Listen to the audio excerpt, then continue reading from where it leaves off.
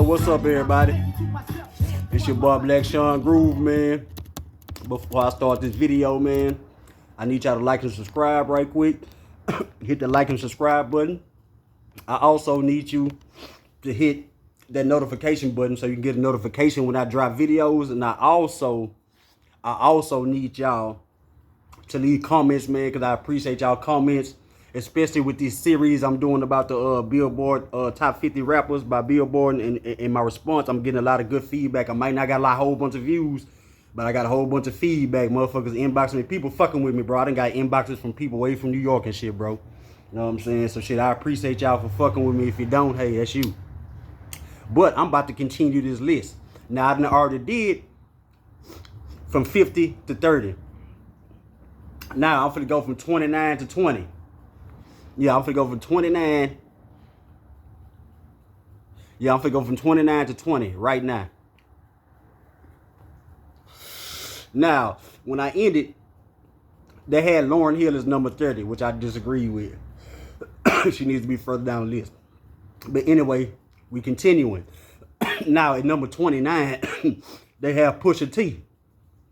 For people that don't know Pusha T, or Mr. Terrence, he is a part of a group called The Clips with him and his brother.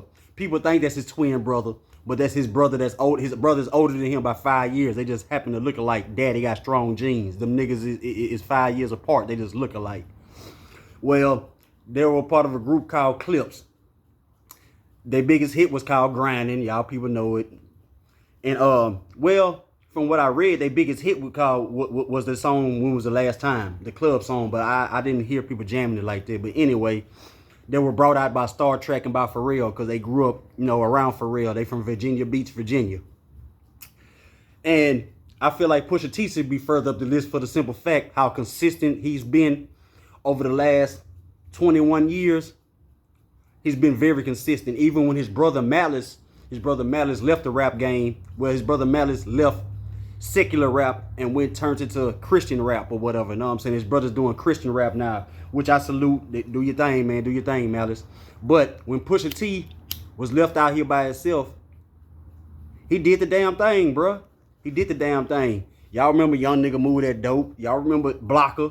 Y'all remember all them songs, man? You know what I'm saying? This man, to me, he's one of the few artists that every time he drops an album, he steps his game up lyrically just a little bit. So, you know what I'm saying? He steady steps it up to where one day he gonna be that nigga.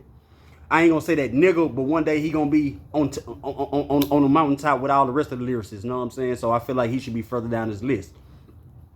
Black Thought. Black Thought, one of the coldest niggas on this motherfucking list. Black Thought is from a group called The Roots, y'all. The Roots is from Philadelphia. Now, people credit The Roots with being the first rap group to incorporate live instrumentation into their music.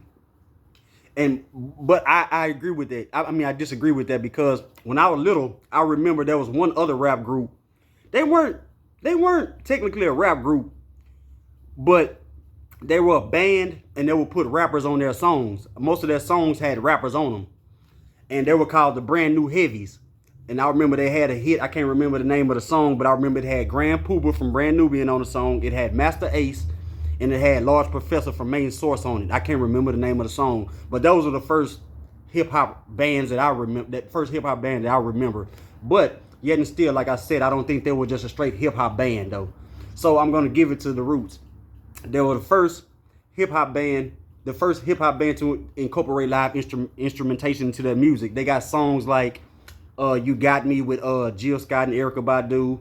A few other songs, but that's the most song they got. That's the most known song they got. Now, Black Thought himself, as a lyricist, is one of the best dudes to ever touch a mic. And I know a lot of y'all dudes gonna say, because y'all never heard them, because y'all never take the time out to go outside y'all comfort zone and go listen to other shit other than drill music or other than Southern trap music or other than West Coast gangster shit or other than East Coast lyricism, y'all don't venture out and go listen to other shit. If you go venture out and listen to other shit, go listen to the Roots or go listen to Black Thought mixtapes, you see what the fuck I'm talking about. I seen this man freestyle a whole fucking story, 5 minutes straight. Freestyle a whole story, nigga, non-rehearsed. Know what I'm saying? So, at him being number 28, I'm gonna say because he hasn't came out with too much solo shit. So I'm gonna say he should be at about 25 to 20. He should be up 25 and 20. But he is one of the best lyricists out there. If you ever want to take a listen to him, go on YouTube and go pull up Black Thought. 27 is Q-Tip. Q-Tip, to me, deserves to be like a number 17 to 18. People who don't know, Q-Tip was part of a Tribe Called Quest. I'm pretty sure everybody knows that, but for the youngsters who don't, they just know Q-Tip. They don't know he was part of a group. He was part of a group called Tribe Called Quest with fellow rapper Phife Dawg, R.I.P., who died in 2016, and their DJ slash other producer Ali Shaheed, who went on to become a part of the group Lucy Pearl with Dawn from In Vogue and Raphael from Tony. Well, anyway, Q-Tip, I feel like just for the simple fact that he has a lot of importance in the rap game, like he's one of the main dudes he's one of the first dudes I seen fusing jazz with hip hop back in the late 80s, early 90s. Him, DJ Premier and Guru, De La Soul, those are the first people I seen infusing jazz with hip hop. And he also set a standard for hip hop as far as lyricism. He said it on a song about 15 years ago, a song he made with Busta Rhymes. These niggas only must know how to make a classic. Like, because he knew how to make classic albums. Like, if you listen to damn near every Tribe Called Quest album, all 3 or 4 of them are damn near classic albums, bro. Like, you can listen to front and back. If you have the open mind to listen to different type of music, different type of rap other than the bullshit y'all jamming nowadays, you will see that. So I feel like he deserves to be pushed further up. Now, Big Pun. Number 26. Okay, this is where a lot of people gonna look at me sideways. I don't think Big Pun needs to be in the top 50. And I'm gonna tell you why.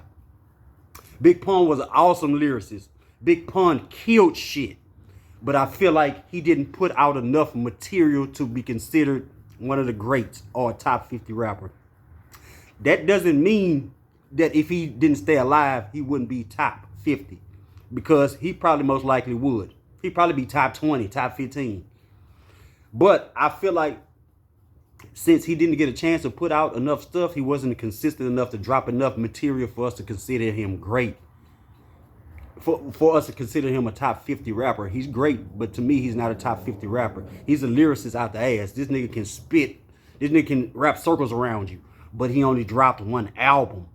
They dropped another album for him after he died, but you know, that was put together shit that was still left in the studio and shit. So to me, that don't count. So, Big Pun, I'm sorry, man, but I feel like you don't need to be on this list, man, because you ain't give us enough. And that's not your fault. It's not your fault that you passed, but I feel like you ain't give us enough.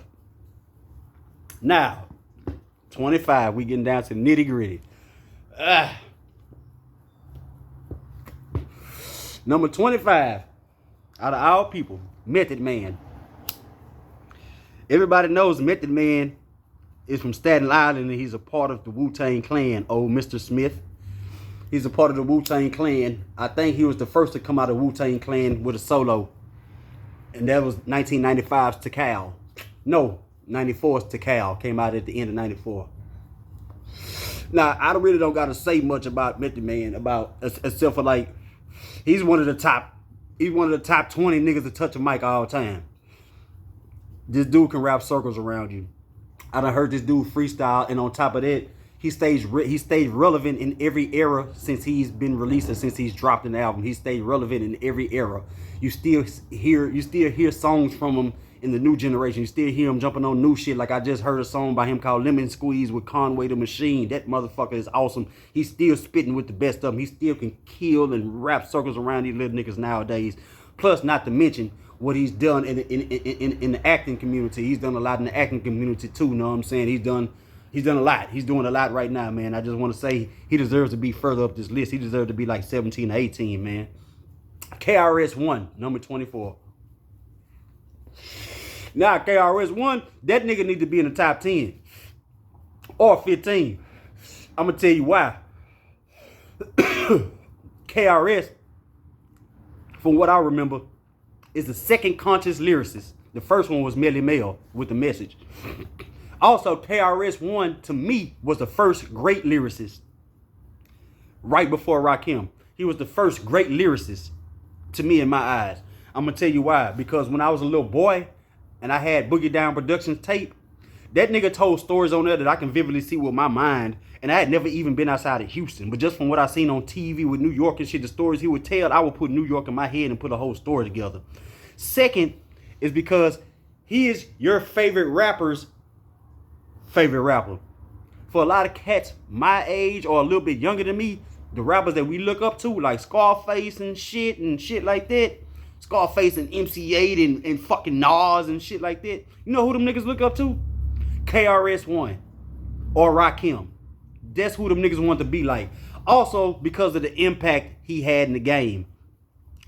Like Melly Mel said on his interview, when you have motherfuckers that want to rap like you and be like you, then you're a great. Then you're a top rapper. And motherfuckers want to sound and rap like Rakim, and motherfuckers want to sound and rap just like KRS-One. And if you deny that, you don't know hip hop for real, bro. Number 23, Curtis Blow. Curtis Blow. A lot of y'all too young. I mean, too young for Curtis Blow. But Curtis Blow was the first hip hop star, like superstar. He was the first rap superstar, like on TV, on MTV all the time and shit, and on talk shows, and endorsement deals. Like he's the first rap superstar. He had the songs I can remember growing up was Christmas rap, and I remember the song Basketball. Remember Bow Wow remade Basketball in 2002. But that's what I remember the most about him, Basketball. I'm gonna go out on a limb here, and I'm gonna say he don't need to be in the top 30. He needs to be like more towards 50-ish, because even though he was important to the rap game, he was the backbone of the rap game, he was the first superstar, he hasn't been relevant in about 3 decades. And so that don't too much resonate with me. He hasn't been relevant, but that still doesn't take away from the importance he had of hip-hop. He's still important. Number 22 is Ghostface Killah. For y'all that don't know, Ghostface Killah is also a part of the Wu-Tang Clan. He is also like this with the chef of Wu-Tang Clan, Raekwon. Ghostface being 22. Now, there's nowhere in the world. I don't feel like Ghostface is a better rapper than Method Man. But I feel like he has better charisma. And he hasn't been consistent as Method Man when it comes to dropping albums or mixtapes. But dude is one hell of a lyricist. And I can't take nothing away from dude. There's a lot of dudes out here. Some of my favorite rappers are influenced by him. You want to know one? Jigga. Jigga brought him out one time during the show. Wasn't even supposed to be there, and brought Ghostface out because he loves Ghostface and he loves Talib Kweli.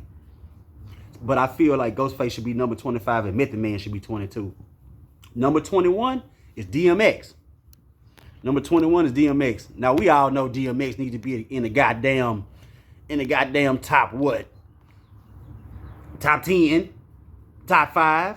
We all know. I don't even got to explain about DMX, man. One of the greatest rappers ever. One of the greatest storytellers ever. One of the greatest street poets ever.